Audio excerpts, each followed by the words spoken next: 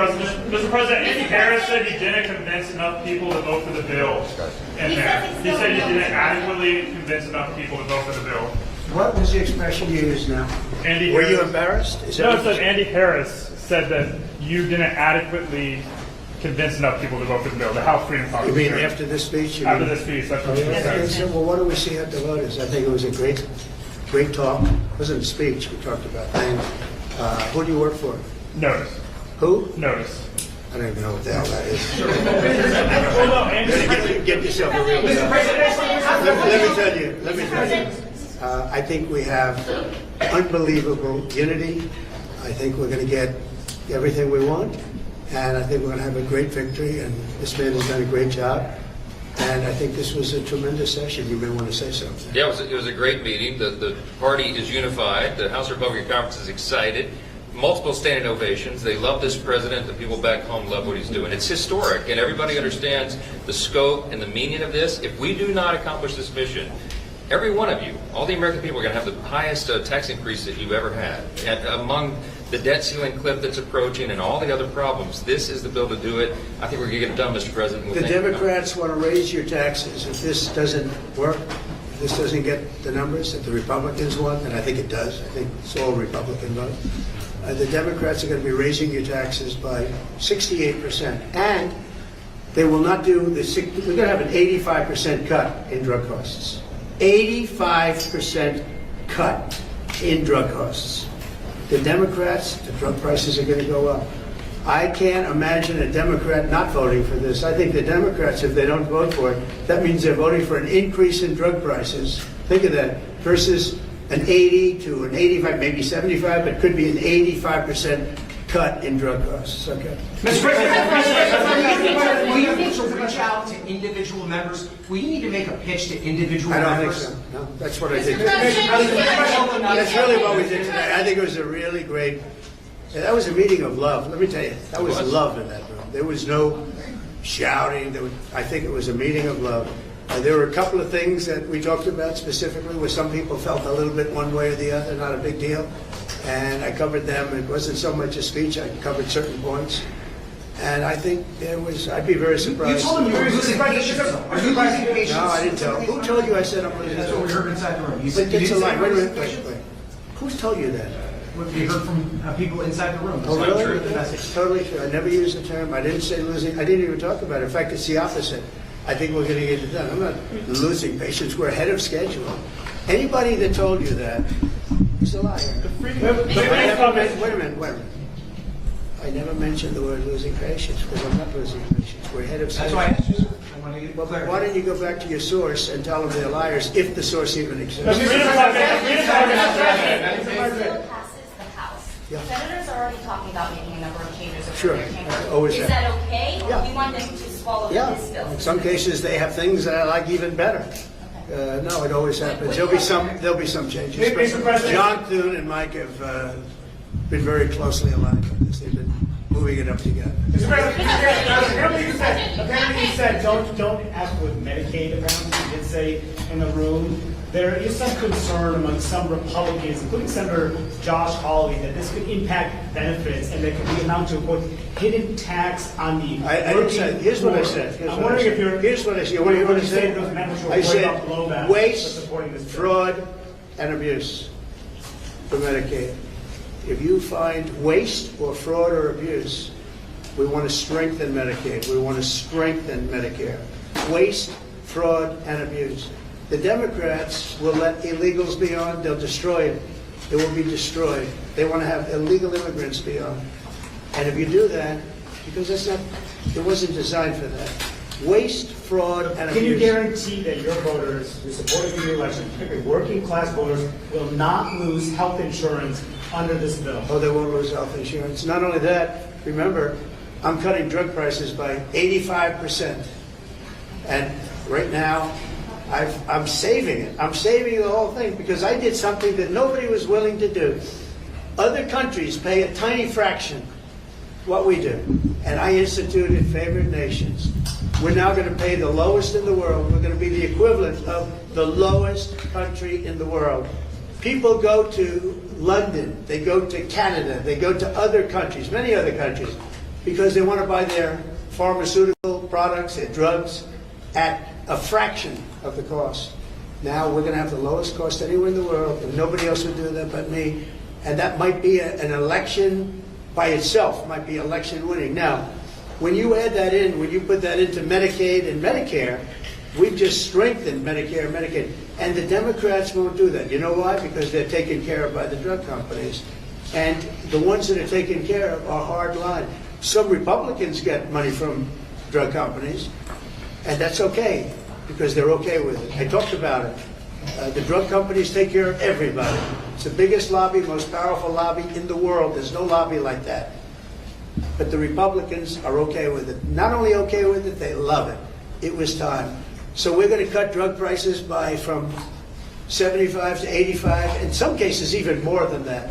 You know, I was telling the story that, and some of you were at that news conference. I gave a news conference where I was the first one in 18 years to cut drug costs for the year. And they were like a quarter of a point to half a point less. And I was very proud of that.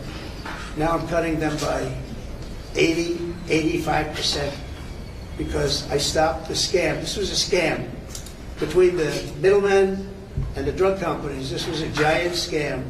And by the way, and other countries, because other countries fought for this. This was a giant scam, and we're not going to have it. So remember this. Go back and tell your people, if you'd like to, that the Republican Party is cutting the cost of drugs by as much as 85%. Not 8%, not 5%, not 1%, 85%. And you're going to have the lowest drug prices anywhere in the world, because I'm doing favored nations. And it's all done. I signed it. And the Democrats will unsign it, and the drug prices are going to go up. And I think on that issue alone, you can't lose an election. Mr. President, say that your DOJ is weaponizing with the arrest of a congresswoman, Democratic congresswoman. Oh, give me a break. Did you see her? She was out of control. Did you address Those days are over. Did The you days tell them of to do woke. that? The days of woke. No, I didn't. The days of woke are over. That woman, I have no idea who she is. That woman was out of control. She was shoving federal agents. She was out of control. The days of that crap are over in this country. We're going to have law and order. Mr. President, thank you very much. You campaigned on lowering the price of groceries. How do you justify cutting food assistance in this bill? Let me just tell you, the cut is going to give everybody much more food, because prices are coming way down. Groceries are down. Eggs. You told me about eggs. You asked me a question about eggs. My first week, you said eggs. I said, I just got here. Tell me about eggs. And it was going through the roof. You know that eggs now are way down. Everybody's buying eggs. Groceries down. Energy's down. Gasoline is now they're buying gasoline now for $1.99. If you look back, you'll see $3.50, $4. This country, we're going to lose this country. Our country now is respected all over the world. All over the world we're respected. We were a laughingstock. The entire world we were a laughingstock. I went to the Middle East. And those rulers of those three countries are very powerful people, very big people, very rich people. They respect our country again. China was going to take them over. You know, China was going to they were going to get into the, if you look, Saudi Arabia, you take a little look what was happening with Qatar, UAE. Great people, unbelievable leaders, but they were abandoned by this country. And they're not going to China anymore. They love us, we love them. We're going to take care of them, and they're going to take care of us. We came back with $5.1 trillion. Trillion. Every other president would have come back having spent $5.1 trillion as usual. And remember this, we were losing $5 billion a day under the past administration. I have to be a little bit careful the way I talk, because there's a lot of anger about that administration. And by the way, the real question, who ran the auto pen? Okay, who ran the auto pen? Because the things that were signed illegally, in my opinion. I think we've just proved that. But our country is respected again. All over the world we're respected. We were laughed at 7 months ago. Then you had November 5th, and our country is respected. It was really a meeting of unity. We had tremendous unity. There's a lot of love in the room. I think we're going to have a big victory. Mr. President, will you impose new sanctions? I think anybody that didn't support it as a Republican I would consider it to be a fool. It's a great bill. It's a great bill for America, more importantly. Mr. President, will you impose new sanctions on Russia? How involved are you going to be in terms of whipping up the vote? Are you going to be calling them? I think we're in good shape. I don't know, I can't tell you that, but this was a meeting of love. There's great unity in that room, and it's the biggest tax cut in American history. And if it doesn't pass, everybody's going to get a 68% tax increase. I don't know how you beat that. Also, one other thing, you're going to get an 85% reduction in drugs. 85% reduction. Not 1/4%, not an increase. The Democrats, you're going to pay 25% more for drugs. With me, because of what I've instituted, favored nations, the people of America, it's about time, going to get an 85% reduction. They're going to be paying the lowest price in the world. How important is this for your agenda? You've been able to do a lot through executive action. How important is it to have this piece of legislation for your agenda and your legacy? It's very important. It's important for the country. It's not important for me. It's important for the country. This is the greatest bill that will ever, I think it's the most important bill this country just about has ever done in terms of size and scope. That's why we call it the great, big, beautiful deal. I mean, it really is. The bill is, I think it's going to be one of the most important. It's the biggest tax reduction in history, biggest regulation reduction in history. Incredible for Medicaid, for Medicare. The only thing, we're going to leave it exactly as it was, other than for obviously waste, fraud, and abuse. We're strengthening it. We're going to make these things even stronger.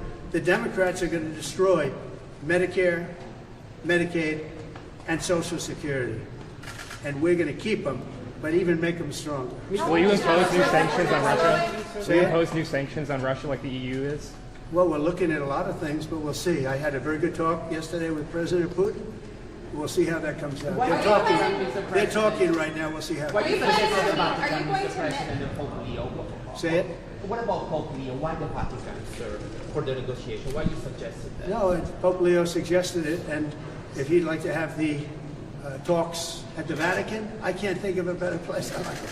This is a pretty good place too, come to Do think you of like it. this American Pope? But I think I like him. Yeah, I like the Pope, and I like the Pope's brother. You know, one of the Pope's brothers, actually both of them, but one in particular is a major MAGA fan. Did you know that? He lives in Florida. He's got MAGA, he's got Trump, and I look forward to getting him to the White House. I want to shake his hand. I want to give him a big hug. Thank you very much, everybody.